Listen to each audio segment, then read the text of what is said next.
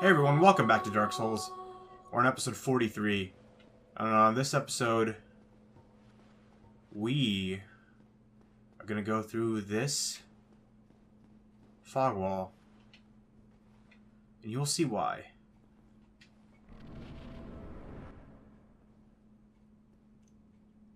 Heretic. First thou offendeth the Godmother, and now thou see fit to trample upon the tomb of the great Lord. I am the dark son, Gwyndolin. Let the atonement for thy felonies commence.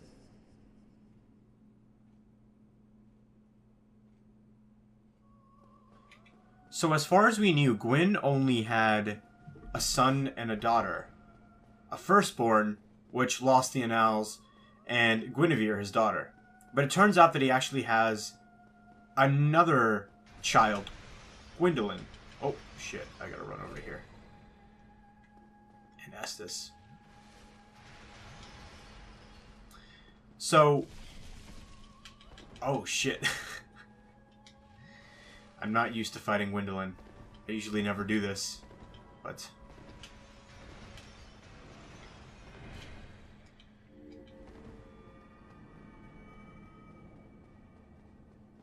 Let me ask this up real quick. But it turns out that the firstborn is gone, and Gwyndolin was just... Sorry, Guinevere was just an illusion. I don't know who was the first player to discover this, but it's actually... God damn it.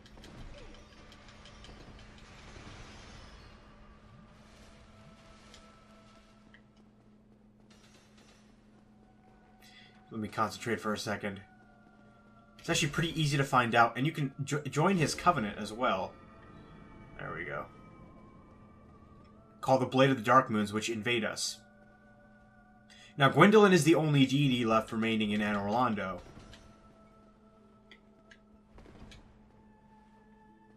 And you can see we did quite a bit of damage to him there.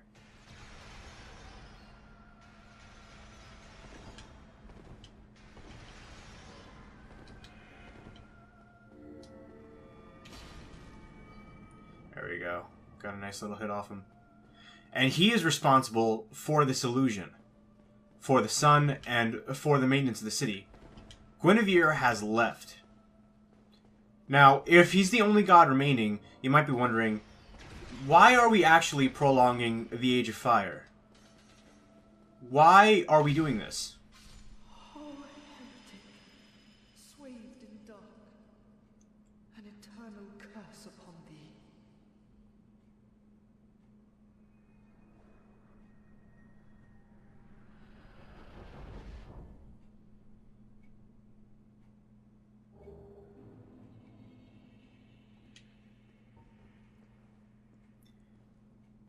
So dark has always been associated with humans. Each human has a fragment of the dark soul. And fire and the Age of Fire has always been associated with the gods. Let me scoot in a bit right here. It was the gods who took the earth, or rather, not the earth, but who took the world out of the hands of the dragons and for themselves. And so they want to prolong their Age of Fire. Now, it seems like as the Age of Fire wanes, the curse of undeath is rampant. And people start to go hollow. Now that might be a good reason for continuing this age. But, as some would think, the Age of Fire has gone on long enough. It was rekindled when Gwyn went to the First Flame and rekindle it himself. Let's see. Let's open up this chest.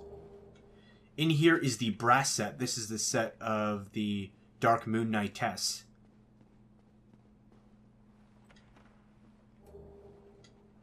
We get the Miracle Sunlight Blade here.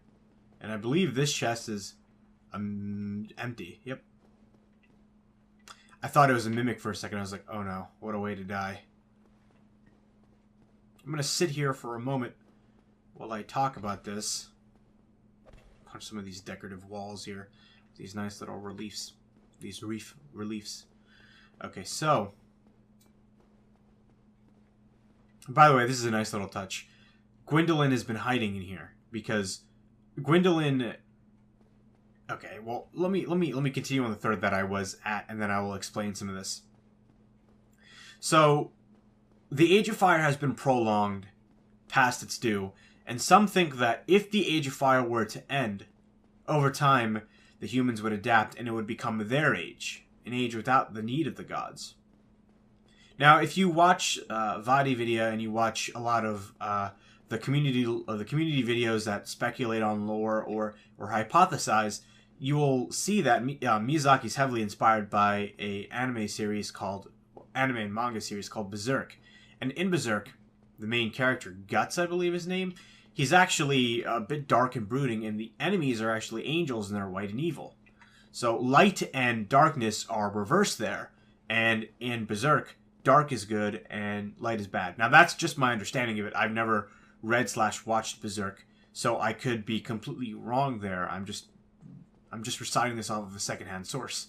But it's interesting because you might think now that the dark path, that letting the fire, the first flame, go out and letting man take control of the world might be the good thing, and that the gods are just forcing us to keep the first flame lit so that they can still have a grasp on the world, so that they can still be the rulers. Men are basically subjugated to the gods. They worship them as men do with gods. And, of course, they draw power from their miracles. But everything is sort of centralized or organized around them. You've got the Church of the Way of the White, which uses religion to subjugate and control its people. The highest amongst them are clerics who don't have faith in the gods, because they probably have come to understand a situation like this. They're using their worship and power of worship over the gods as an intermediate position to be the best amongst the humans. Now, like I said, because so far, with this explanation, you're probably thinking, oh, well, the gods are clearly the bad guys. They're just trying to use us to keep their age going. That must mean that they are bad and that we should let the fire burn out. The problem with that is we've kind of seen what happens when there is darkness. We've seen the abyss. Now, I'm not really planning on going back and doing another playthrough to show off the dialogue of Darkstalker Cath. What I think is on the next episode, I might do a reading of his dialogue from a browser and talk over it, only because I don't want to go in and get the clips and I don't want to steal them from someone else without the permission. We've seen what happens when the darkness is allowed to take over. Manus is a being of the abyss. His anger is what brought the abyss to Ulasil. And if we look at the creatures that are in Ulasil, that are infected with those bugs on their heads, with those elongated arms, we can tell they're really not human. And they're feral and they're primal in a way that is just not good. So it's either we let the gods rule, or dark comes into fruition. The world descends into madness. Everyone becomes consumed by the abyss. And neither of those options are particularly good. Okay, so let's have a little talk about this chair. Nice little environmental design. Gwyndolin is trapped in this tomb. We never see him around. No one ever mentions him. He's stuck here.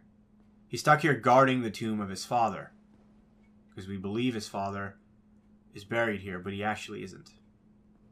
Now, this chair is Gwyndolin-sized. It basically means that this is where he rests when he's not walking around in the tomb, looking over this miracle and his father's tomb. Now, there's not multiple chairs here, and that's the biggest clue to the fact that there's only one deity remaining. Gwyndolин's backstory is a bit tragic. He's not really recognized as a son by his father because he's got an association with the moon, and the moon is feminine according to the gods, and in the culture of Anor Londo. So Gwyndolin was treated as a daughter, and he was completely forgotten from the annals of history. Even if he wasn't completely forgotten per se, because there are dark moons, there are no statues of him, and he is not given any real worship, which is a shame, considering that he is of Gwyn's own kin. Gwyndolin is holding down the fort for his father and his sister because he wants to continue their legacy, as any good child would. The problem is, once we find out that Guinevere is fake and we come down here, he attacks us, and that provokes me to attack him in self-defense. Well, I would probably fight him anyways, even if he beat me, and come back in just for the loot. But so we kill Gwyndolin, and he's gone. So let's go ahead and look at his soul, and let's go ahead and look at the miracle we got and the brass set. Soul of Dark Moon Gwyndolin, God of the Dark Sun, and Guardian of Deserted Anor Londo. That's another way we can tell that the gods have deserted Anor Londo. It's specifically mentioned in this item description that they have deserted. Alright, let's look at the brass set. Helm of the Dark Moon Nidus, Firekeeper of Anor Londo. After becoming undead, she visited the Dark Sun Gwyndolin at the Mausoleum of the Spiral Depths, which is this place, becoming a Blade of the Dark Moon, and assumed the flame-keeping duty.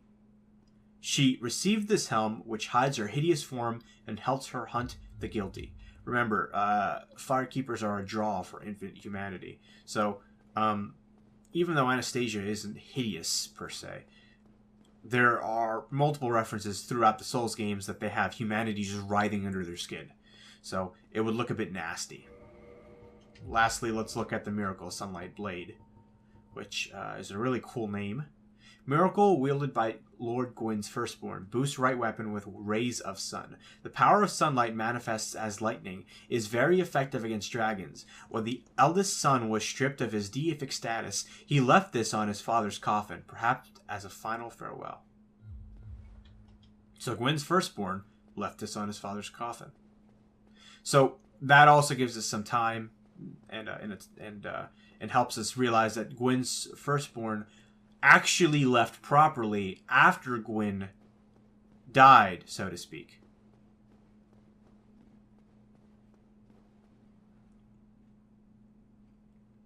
So, with all that, I guess we can speak a little bit about the design of this boss fight.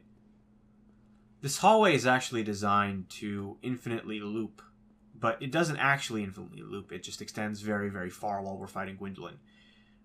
The way he is designed is he is meant to pelt you with ranged attacks. You can see he shoots the sort of spine-like daggers, and then he shoots the multiple homing sorceries, and then he shoots the big homing soul sorcery.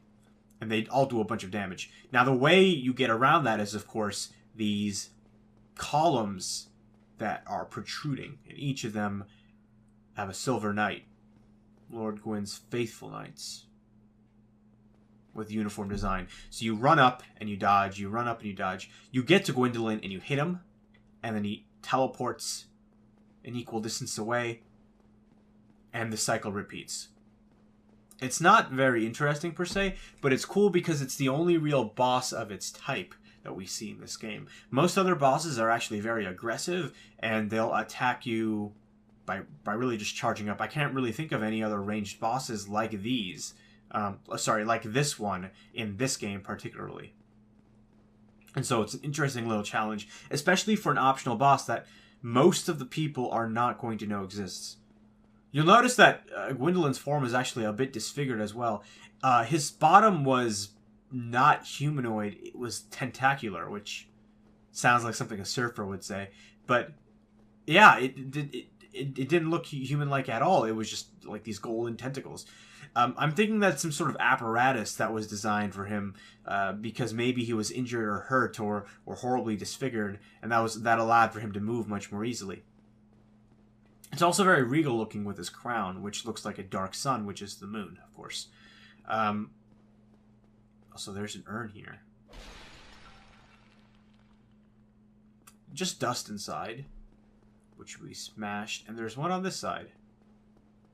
I'm wondering what these urns are, like what is in them, and why they're here, what their significance is. You can see just this huge tomb. And inside each one of those, is probably a little gap where additional heroic statues could be placed. It looks like those reliefs push into the wall and you could put statues in there. Statues of other gods, perhaps. On a final note about Gwyndolin, as we are leaving the tomb. Gwyndolin did not use any miracles. All he used were sorceries. But Gwyndolin is technically a god. So, does that mean that Gwyndolin himself is not prayed to?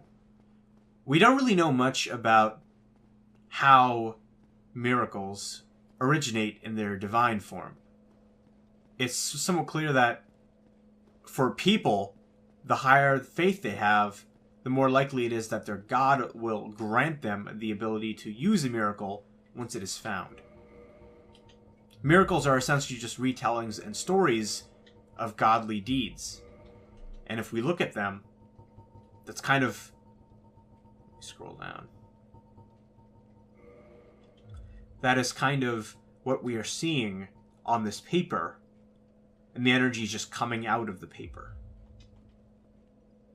But he was using sorceries. Interesting little note. Now, I don't like this boss fight because it's sort of...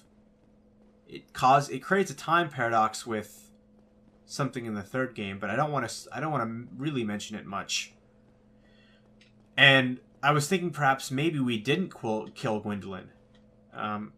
But I think we did because we got his soul. So, interesting. All these tombs here, I think these are the tombs of the Silver Knights who fought along Gwyn's side, either in the war against the dragons or on his way down to the kilm of the First Flame. So with that, we've pretty much finished every other task that I've wanted to do. We have showed off this version of Anor Londo. We fought every optional boss. Okay guys, so I am back. I did some farming off screen so that I can make you some boss weapons. I'm going to go ahead and go through them one at a time. Show you first the description and then maybe their moveset.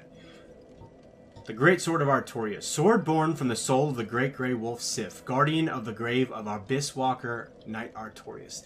The sword can damage ghosts as it was cursed when Artorias joined a covenant with creatures of the Abyss. So this is a weapon that requires much more faith than we have. So as you can see, we can swing it, and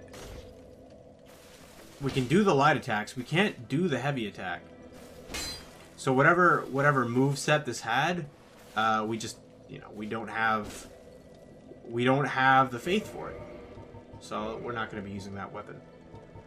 Pretty sure I used the Gravelord. I showed the Gravelord sword already. Let's look at the Chaos Blade. Man, this is a really cool weapon. A curved sword born from the soul of Quilag, daughter of the Witch of Izalith, who was transformed into a Chaos Demon. This blade inherits only the chaotic nature of Quilag and has a unique speckle design. Blade wielder erodes along with opponents. So this is a dex weapon.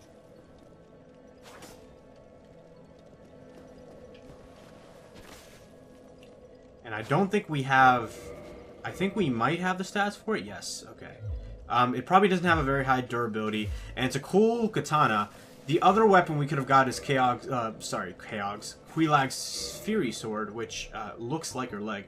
Now, this isn't a weapon we got from a boss weapon. This is actually something that we picked up, I believe. A legendary hammer of the Way of White granted to Undead Paladin long ago. This is probably something we got from Leroy's set that I never read. The Massive Iron can only be lifted by those with inhuman strength, but it is blessed and very effective against Agents of the Dark. We don't have the strength or faith for it. Life Hunt Scythe. Scythe born from the soul of Priscilla, the stark white crossbreed trapped inside the painted world of Ariamis. Even the gods feared Priscilla's life hunt ability, and in the hands of a mortal, its power its power will turn upon its wielder. So as you can see, this has like the moveset of a scythe, as you would expect. Not as good as the Great Scythe, but still a cool weapon indeed. The Tin Dark Moon Catalyst. We made this from. What is it called? This is a sorcery catalyst we made from Gwyndolin. Gwyndolins body? His soul, sorry. I couldn't think for a moment. Catalyst born from the soul of Dark Sun Gwyndolin, dark moon deity who watches over the abandoned city of the gods, Anna Rolando. Gwyndolin is Gwyn's lastborn and a legitimate god, but he is also a moon sorcerer, and this wand is boosted by faith and non-intelligence, which explains why he casts sorceries, or rather, how he is able to cast sorceries. And I believe that's it. That's all of the weapons. So let's go ahead and put our Zweihander back on. I don't think we're going to be putting crystal magic on our weapon for the final boss, but let me go ahead and first access my bottomless box, because I don't even know if I have a catalyst that I'm able to use currently. Oh, I'm not even in the right section.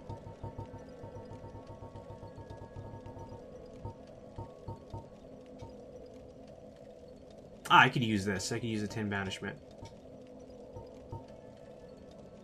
So I will do that.